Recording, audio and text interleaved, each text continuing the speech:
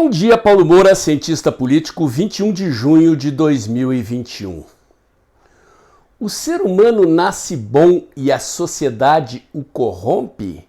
Ou o ser humano é capaz da maldade por natureza?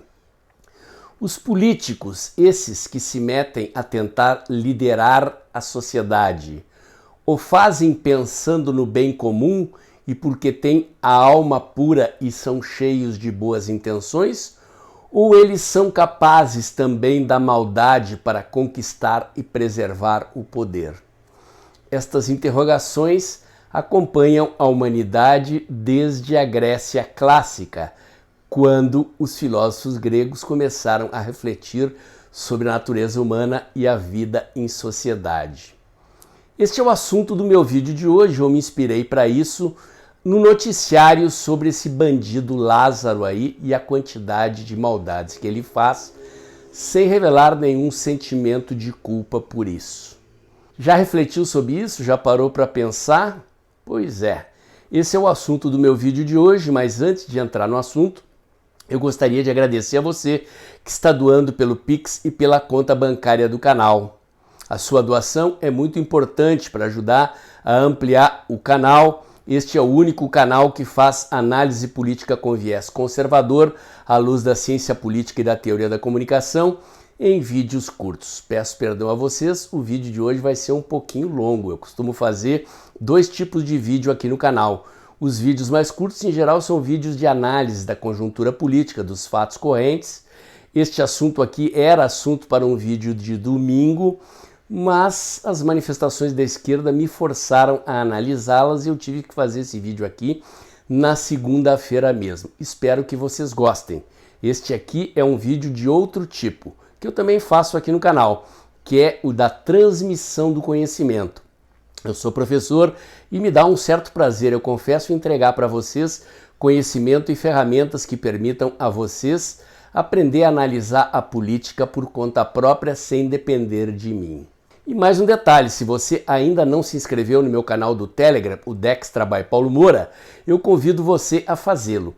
Lá eu posto diariamente os links das notícias e análises do meu site, o dextra.jor.br, e logo cedinho da manhã os links dos vídeos que eu posto aqui no canal. Vamos lá, gente, vamos abordar então como é que essa questão da bondade ou da maldade humana se relaciona com a política.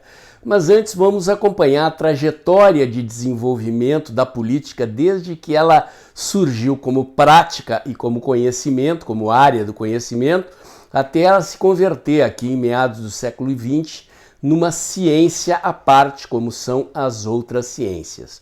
A política, portanto, possui duas dimensões, uma dimensão prática e uma dimensão como teoria do conhecimento.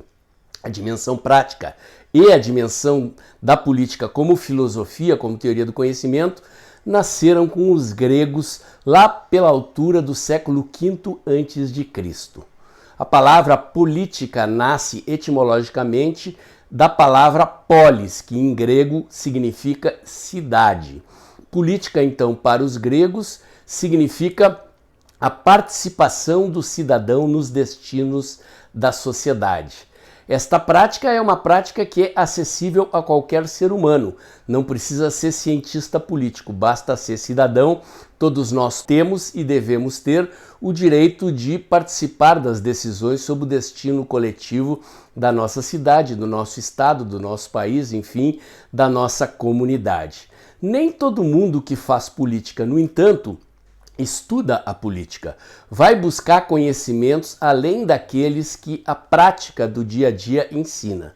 Sim, a prática, a experiência ensinam também, e eu, como cientista político e como cidadão, aprendi a respeitar quem tem experiência e conhecimentos adquiridos na prática.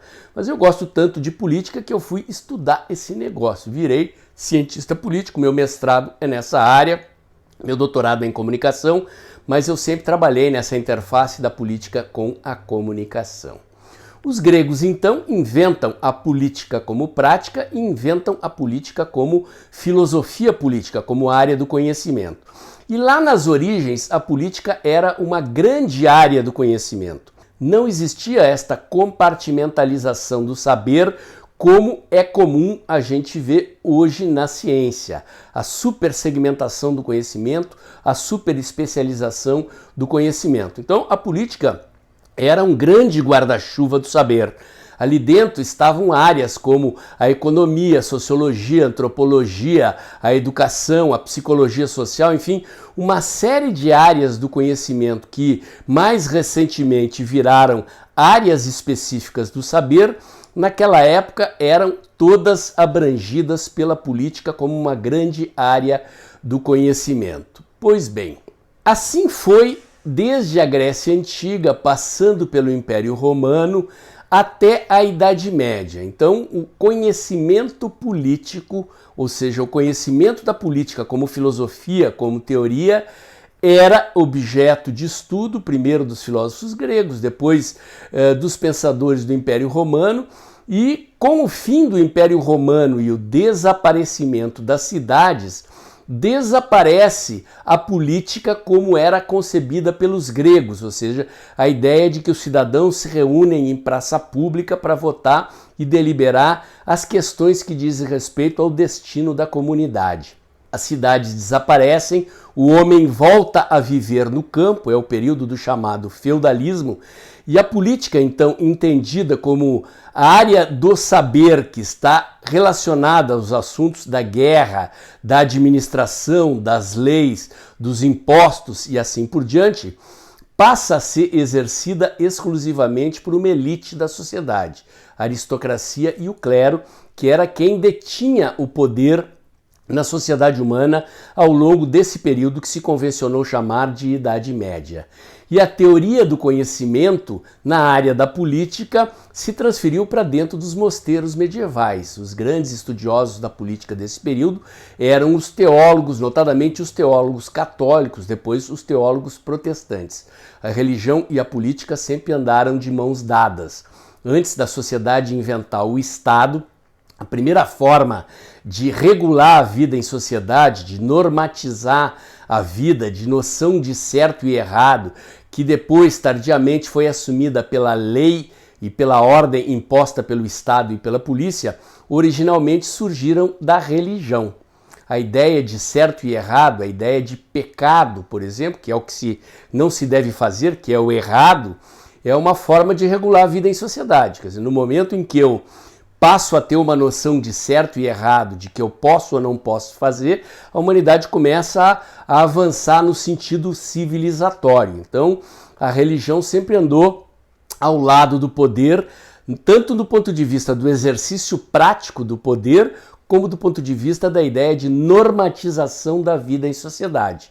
Foi um passo da humanidade na direção da civilização, do abandono da violência como forma de dirimir conflitos ou de definir quem é que dirige os destinos da sociedade. Depois, então, é que o homem inventou o Estado. Ao longo de todo este período de desenvolvimento da sociedade humana, ou seja, desde os gregos lá do século V a.C. até o final da Idade Média, a teoria política ou a filosofia política, seja ela de origem pagã ou seja ela de origem teológica, era de tipo normativa. O que isto quer dizer? Que os pensadores da política pensavam a política de uma maneira idealizada, partindo do pressuposto de que o ser humano é bom, virtuoso, incapaz da maldade, e a política era pensada como ela deveria ser. No final da Idade Média, início da Era Moderna, dois pensadores foram fundamentais para separar a política da moral religiosa. O primeiro deles, o mais conhecido e o mais importante, é Nicolau Maquiavel. Ele é autor desse livrinho aqui, ó, gente, O Príncipe. Vocês podem ver aqui, o meu já está bem desgastado, é um livrinho de bolso. Já li, reli, 500 vezes. Se eu abrir aqui, periga cair páginas de tantas vezes que eu já li e de tanta anotação que tem ali. Maquiavel era um pensador político, um estrategista que vivia em Florença, na Itália, no início do século XVI, e ele escreve esta obra, O Príncipe, preocupado com o fato de que ele estava assistindo os países de ponta da Europa unificarem-se, acabarem com o feudalismo, formarem os estados absolutistas liderados por príncipes, por dirigentes capazes de impor à força a unidade dos feudos e a criação do Estado, e ele estava preocupado com o fato de que a Itália estava perdendo esta corrida, não conseguia constituir um príncipe, um líder capaz de unificar as cidades italianas, a Itália, pela posição geográfica e pelo seu formato no mapa, né, aquela bota, ela servia de entreposto comercial entre Europa, África, Ásia, e formou cidades muito ricas. Dali não conseguia, portanto, se unificar, como aconteceu com a Inglaterra, com a França, com a Espanha, com Portugal e com a Holanda, que empreenderam as expedições navegadoras para conquistar o mundo. E ele estava vendo a Itália perder a corrida, então ele escreve O Príncipe, que é uma obra que é praticamente um manual de como se conquista e como se preserva o poder. E o que Maquiavel observa? Muita gente acha que Maquiavel era maquiavélico, que ele era mau. Maquiavel sempre foi um político fracassado, mas era um brilhante intelectual, razão pela qual esta obra até hoje é um clássico. E ela é um clássico por quê? Porque ela inaugura a ciência política ou a política como área do conhecimento autônoma das outras áreas. Maquiavel parte do pressuposto de que sim, o homem é capaz da maldade. E por que ele fala isso? De onde ele tira isso?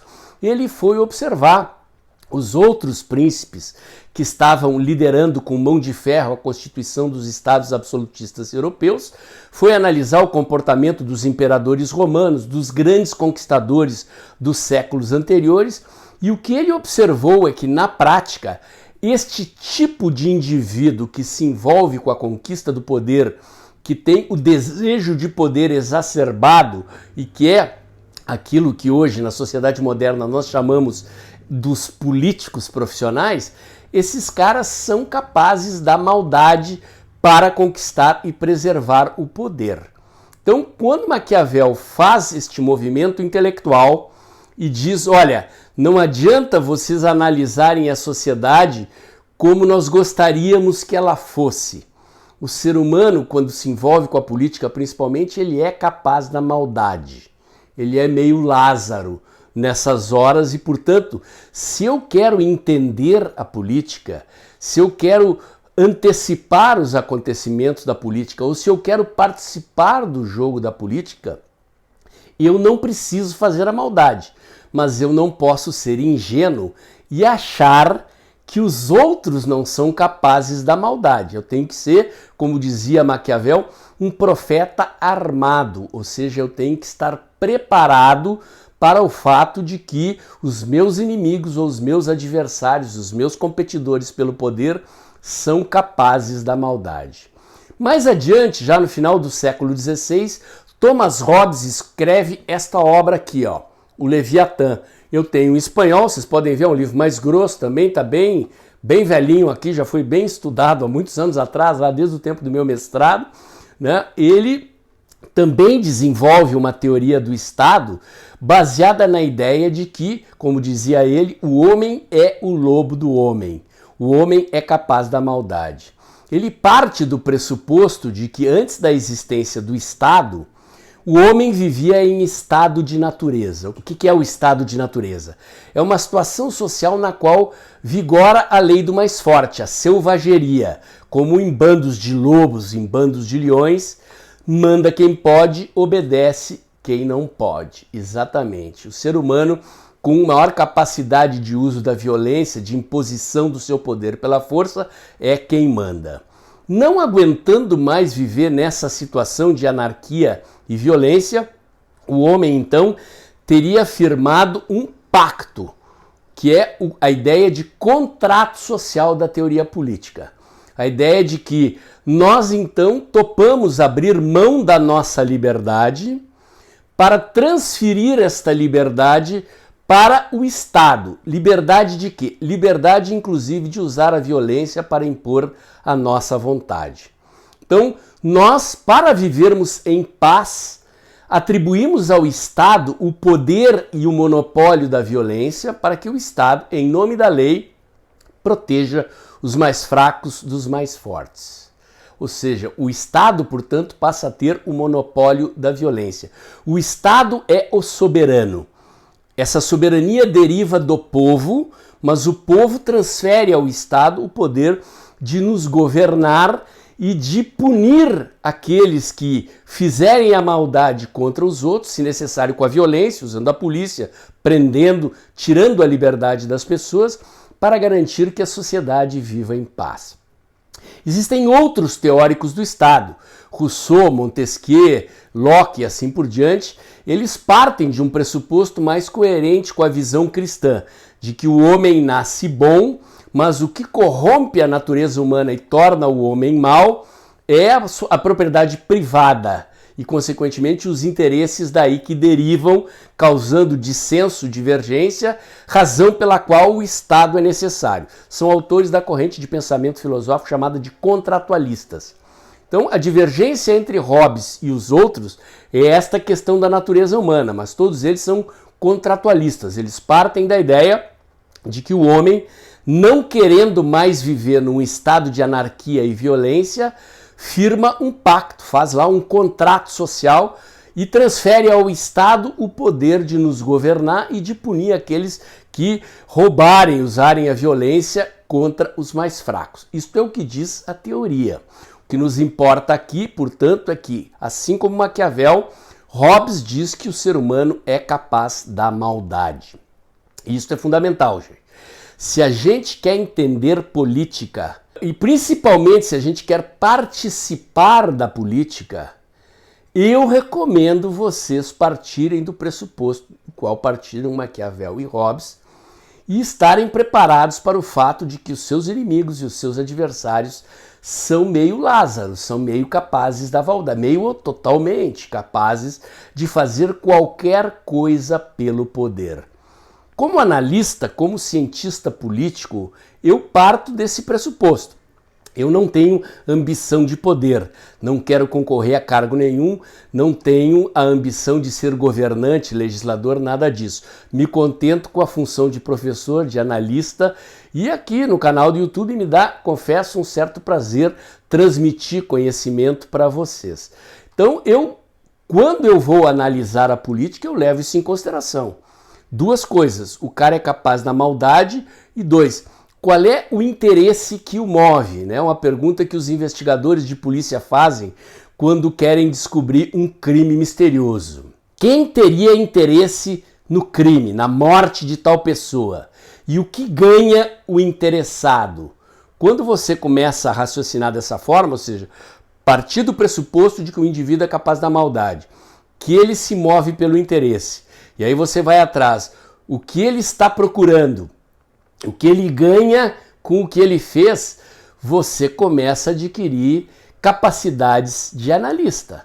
É uma capacidade parecida com aquela que tem os investigadores policiais. Essas perguntas movem, né, os policiais quando vão investigar um crime e desvendar quem é que tinha interesse na morte e o que ganharia o interessado. A partir dali eles começam a ver a rede de relações do morto, do assassinado, para chegar no criminoso, ok? Na política é parecido. Olha que não é por acaso, né, que eu estou usando a imagem do Lázaro e estou utilizando imagens da terminologia policial para o âmbito da análise política, certo? Bom, quando é que surgem, então, Maquiavel, Hobbes, Locke, Rousseau, Montesquieu, os contratualistas?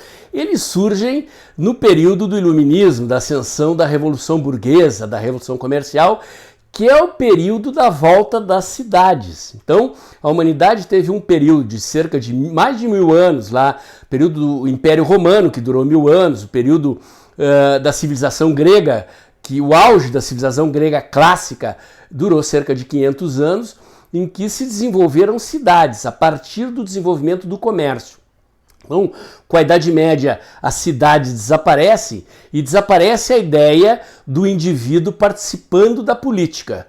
Durante todo esse período da Idade Média, principalmente na sociedade ocidental, a ideia dos teólogos católicos é de que o poder emanava de Deus, né? Então, quem escolhia os governantes ou a família de onde sairiam os governantes era Deus.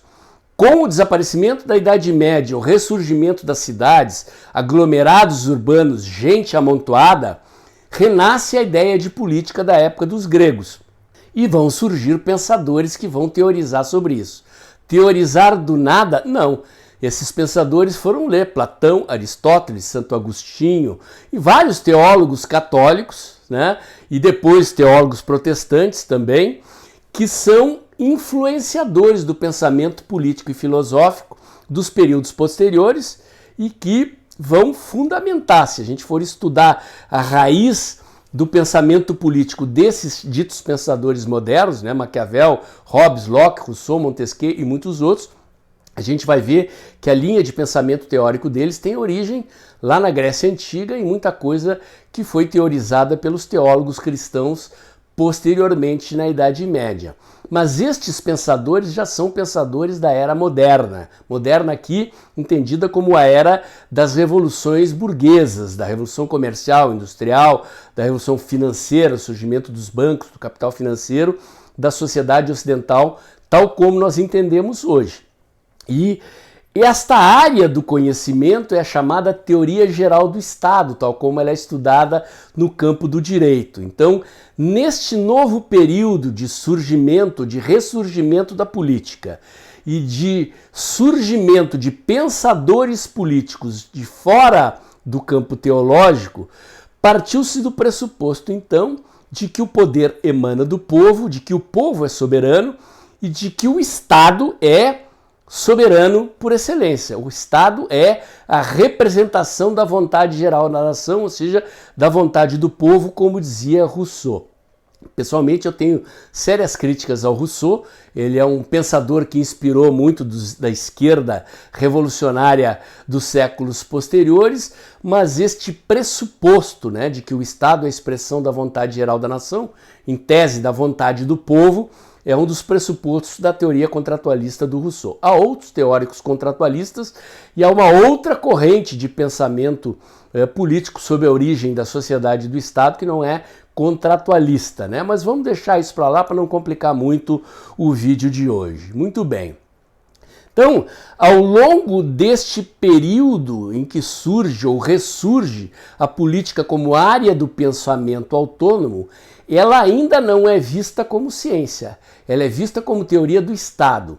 Existe a ideia, portanto, de que a política ou o poder é algo que se exerce dentro do Estado, a partir do Estado para a sociedade, ou a partir do Estado em relação a outros Estados.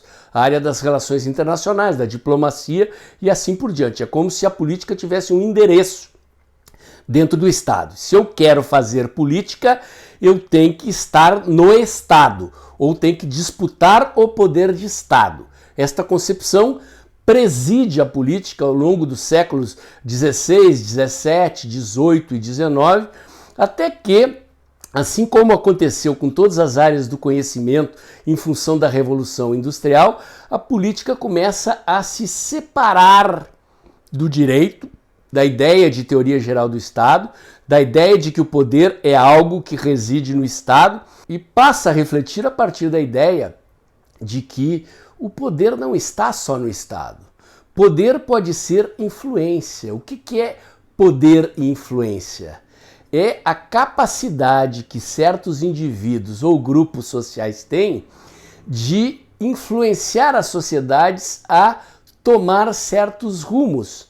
Então, mesmo antes da existência do Estado, tal como nós conhecemos hoje, existia a liderança, existia a capacidade de indivíduos ou grupos assumirem o comando de grupos sociais, de sociedades e determinarem o rumo dessas sociedades. Isso significa, então, que a ideia de que o poder reside exclusivamente no Estado é uma ideia errônea. O poder é algo mais amplo. E o pensador social que vai incorporar essa teoria é Max Weber, um dos pais da sociologia moderna. Academicamente, considera-se que as ciências sociais modernas têm três pensadores fundadores. Um deles é Émile Durkheim, um pensador alemão, pai da sociologia, o primeiro deles, é um teórico de uma corrente de pensamento chamada funcionalista. Depois é o Marx, sim, o Marx. O Marx tinha um viés acadêmico, era visto como acadêmico, além de um militante político. Ele introduz a ideia de estruturas sociais, a ideia de estrutura, superestrutura da sociedade, e o Max Weber, que eles vão se sucedendo no tempo, né? Um vai nascendo quando o outro está quase morrendo, eles vão estudando uns aos outros. O Weber é um contestador da teoria marxista, eu considero ele um dos sociólogos mais importantes para a compreensão da sociedade contemporânea. Ele contesta o Marx e ele é que introduz os estudos sobre a ideia de poder, influência e dominação.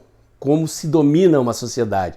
Quer dizer, como os grupos sociais e políticos conseguem assumir liderança sem necessariamente estar exercendo o poder do Estado e direcionar as sociedades em determinados rumos. Esta noção é muito importante, porque a partir daí nós podemos entender que a capacidade de influenciar a sociedade e o poder político não está só no Estado, mas está em grupos sociais, políticos, econômicos, né?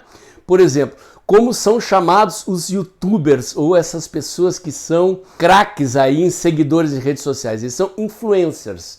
O que eles são? Influenciadores. Influencers, em inglês, influenciadores. São pessoas que influenciam outras, né? Aqui, no mundo econômico, no mundo do consumo, influenciam consumidores. Os youtubers de direita ou de esquerda são influenciadores políticos. Muita gente se pauta pelas informações e pelas opiniões que ouve dos influenciadores digitais na política. Mas existe a imprensa, existe o poder econômico, existem os sindicatos, existem os partidos. Enfim, o poder político está diluído, disseminado na sociedade, e é Max Weber quem vai chamar a atenção para isso. Existe, então, uma noção macropolítica, que são as grandes relações de poder na sociedade, essas que envolvem a disputa de poder do Estado, os partidos, os sindicatos, as grandes organizações sociais e o Estado. E existe a micropolítica, que vai dos pequenos grupos organizados dos movimentos sociais ou mesmo das micro-relações de poder, das relações que existem entre pai e filho, entre marido e mulher, entre um delegado de polícia e um bandido, entre um general e um soldado, entre um religioso e os seus fiéis. Existem relações de poder e influência entre todos esses outros segmentos da sociedade. Vocês percebem, então, que a política se tornou mais sofisticada, mais complexa, mais difícil de entender. Ainda bem para mim, que sou cientista político e fui estudar esse negócio e estou ajudando aqui a vocês a adquirirem este conhecimento e, na medida do possível, um certo grau de autonomia para fazer análise política. Mas quando eu digo que a ciência política se transformou em ciência, o que é que eu estou dizendo? Que ela deixou de ser aquele grande guarda-chuva do conhecimento lá dos filósofos gregos, dos intelectuais do Império Romano ou dos teólogos cristãos da Idade Média e, coerentemente com o que aconteceu com o conhecimento ao longo da Revolução Industrial, a ciência política se especializou.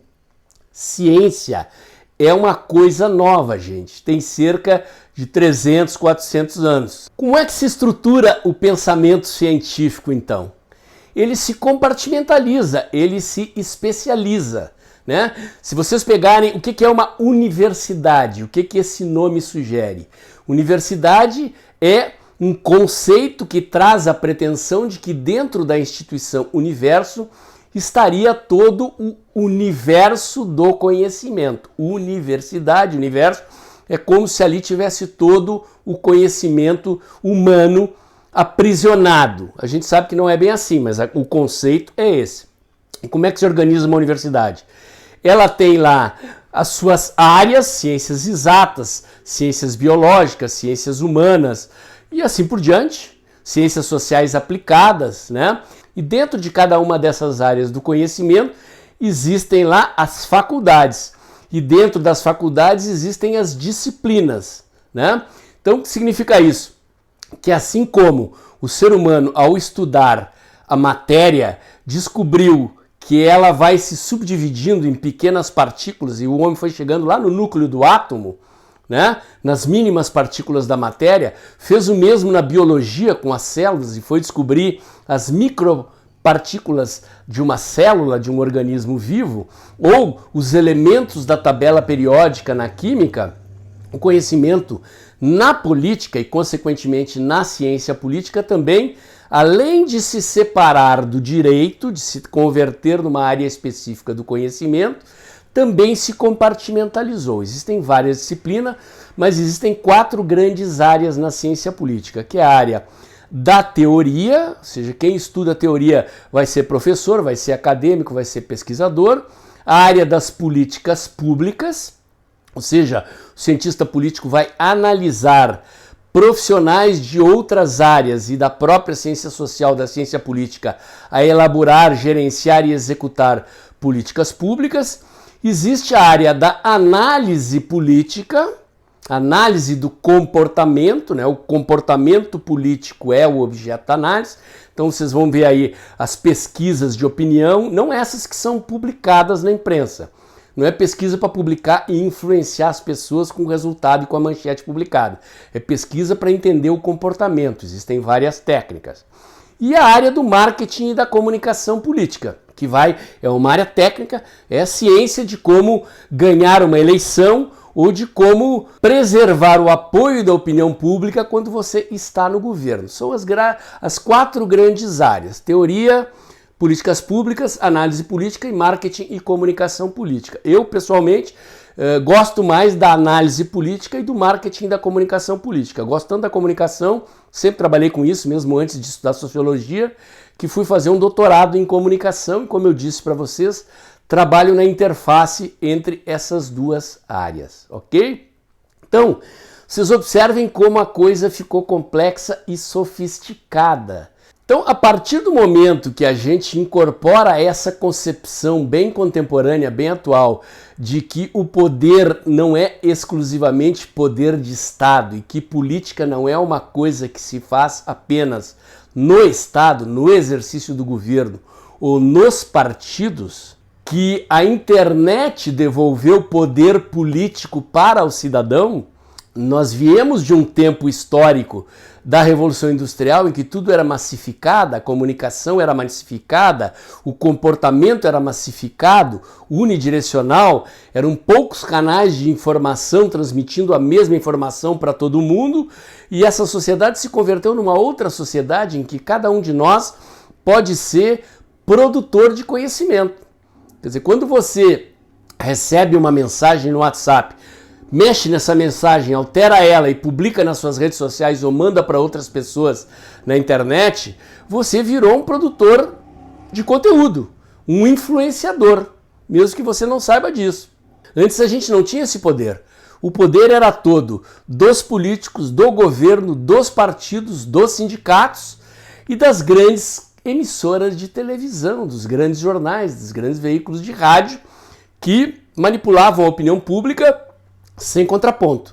Nós éramos agentes passivos, observadores passivos da política que os outros faziam.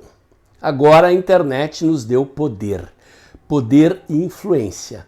Somos todos, no momento em que produzimos conhecimento ou que saímos compartilhando conhecimento nas mídias sociais, produtores e influenciadores. Isso significa o quê? Democratização do poder. Significa, de certa forma, porque lá na Grécia Antiga não havia internet, né? Os cidadãos se reuniam em praça pública, discutiam nas assembleias, levantavam a mão e votavam aquelas questões que eles achavam que deveriam ser levadas em consideração pela maioria do ponto de vista das cidades gregas. Estamos com um problema de abastecimento de água, como é que vamos resolver? Vem um inverno aí, nós estamos com poucos alimentos, como é que vamos alimentar uma cidade de 400, 500 mil habitantes? Então os cidadãos se reuniam em praça pública e discutia esses assuntos e votavam. Durante toda a sociedade industrial, quando se inventou a democracia, tal como a gente conhece, o único momento em que o cidadão tinha poder de influenciar o destino era o momento de votar. E o voto é muito recente, gente. As democracias liberais burguesas, lá no início, era voto censitário, só votava quem tinha propriedade ou, no máximo, bons salários. Quem não tinha salário, não era proprietário de nada, não votava. Sufrágio universal direto secreto é posterior. E mesmo assim ele é muito limitado. A gente sabe, né? Estamos discutindo isso aqui, as eleições são manipuláveis também. Mas o cidadão só tinha poder de influenciar a política na hora de votar. Agora, com a internet, é como se a gente tivesse voltado lá para a Grécia Antiga. Cada um de nós aqui, com as nossas redes sociais, pode ser um produtor de conteúdo ou um influenciador digital, produzindo ou replicando o conteúdo com o qual nós concordamos e tentando influenciar as pessoas na nossa volta. Isso é o processo de transformação da política ao longo da história. Mas o que é um conhecimento permanente, sólido, que não se altera? É aquele que diz respeito à natureza humana. E no nosso caso aqui, a natureza humana nas relações de poder e interesse. Se você quer entender a política, quer tentar antecipar os acontecimentos, quer prever o que os outros vão fazer, e se você quer participar da política, eu recomendo a você partir do pressuposto que os seus adversários, os seus colegas, os seus convivas ou os seus inimigos são sim capazes da maldade. E para estar preparado, para ser um profeta armado, como dizia Maquiavel, não armado no sentido de ter armas, né? De partir para a violência, armado no sentido de ter conhecimento e capacidade de analisar o comportamento alheio, é preciso conhecer um pouquinho de teoria, de história e estar preparado para o fato de que o ser humano sim pode ser um Lázaro da vida. Maquiavel dizia que o ser humano se move por 3 motivações: dinheiro, glória e poder. Pode se mover por um dos 3, pode se mover por 2 ou pelos 3. Ou seja, o cara faz política por grana, o cara faz política porque tem prazer em exercer poder e mandar, ou o cara faz política por causa da glória, da fama. Ele se alimenta da multidão, da fama, de ser conhecido. Isso lustra o ego dele. Pode ser por 1, por 2 ou pelos 3 motivos ao mesmo tempo. Posteriormente, a psicologia pós-freudiana encontrou uma 4ª motivação dos seres humanos para se envolver com o poder, que é a psicopatia. Isto mesmo, gente. Tem até um livro aí chamado Psicopatas no Poder. O ser humano pode buscar a política por motivações psicológicas. O cara ou a cara teve alguma frustração lá na infância e ele vai buscar a política como uma forma de se vingar da sociedade ou dos outros. Tem um comportamento perturbado. É bem Lázaro nesse aspecto. É capaz de tudo pelo exercício do poder, capaz da maldade para conquistar ou preservar o poder. E maldade aqui, características dos psicopatas, é não ter dor na consciência. Faz a maldade sem ter nenhum sentimento de culpa ou de autocondenação pelo que fez. Pois é, gente, por isso que eu usei a imagem do Lázaro aqui. Este bandido é um psicopata. Age como age, não tem consciência de culpa e não tem cura. Não me venham os esquerdopatas dizer que pedofilia ou psicopatia não é crime, é doença. Pode até ter algum traço de doença, mas um cara que é capaz disso tem que ir para trás das grades para o resto da vida. E nós que estamos metidos com a política, né, fomos piscados pela mosquinha azul e gostamos desse negócio que é analisar ou fazer política, temos que estar preparado para os Lázaros da vida. Ok? Bom, gente, eu sei que o vídeo de hoje foi longo, de vez em quando eu faço vídeos assim, e o meu objetivo, como eu disse aqui, é transmitir conhecimento para vocês. É oferecer a vocês ferramentas que os tornem capazes de analisar a política autonomamente, com conhecimento próprio, muitas vezes sem precisar de mim. Digo e repito, se você vai se meter com a política, se você vai entrar na selva da política, esteja preparado para os perigos que ela esconde. Gostou?